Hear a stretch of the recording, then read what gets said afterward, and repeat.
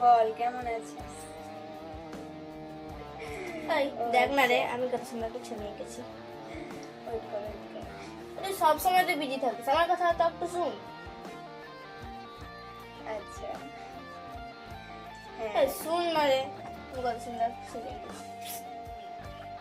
দেখেছি, ঠিক আছে যা।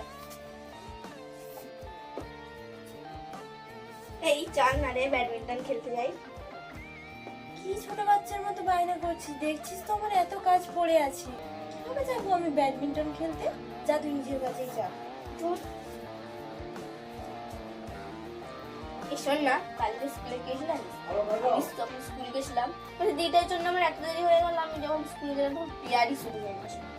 আচ্ছা এবার তোর কথা শেষ হয়েছে, এবার একটু আমাকে শান্তিতে পড়তে দে। এই শোন না, তারপরে কি জানিস, যে কালকে আমি গেছি সেখানে মাত্র দুজন আছে, আমি তো পুরো অবাক হয়ে গেছি। আমার মাত্র দুজনে কি ক্লাস করবো আমরা?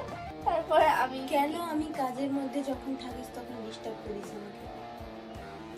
নিজের কাজে যা, নিজের কাজ কর যা।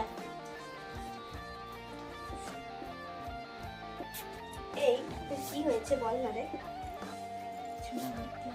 বল না, আমি সলভ করে দেবো। তোকে কি আর সব পার্সোনাল কথা বলা আমার ঠিক হবে বল? বল না, তুই বল না, আমি তো সব ঠিক করে দেবো। আরে বল না। ছুট। হ্যালো, কি রে, কেমন ঘুরলি বল? দূর আর ঘোরা। কেন, কি হয়েছে?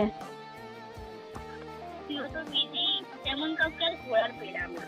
তোর মতন আমারও যদি একটা বোন থাকতো, আমি তার সঙ্গে ঘুরতাম, কত এনজয় করতাম, সবকিছু শেয়ার করতাম।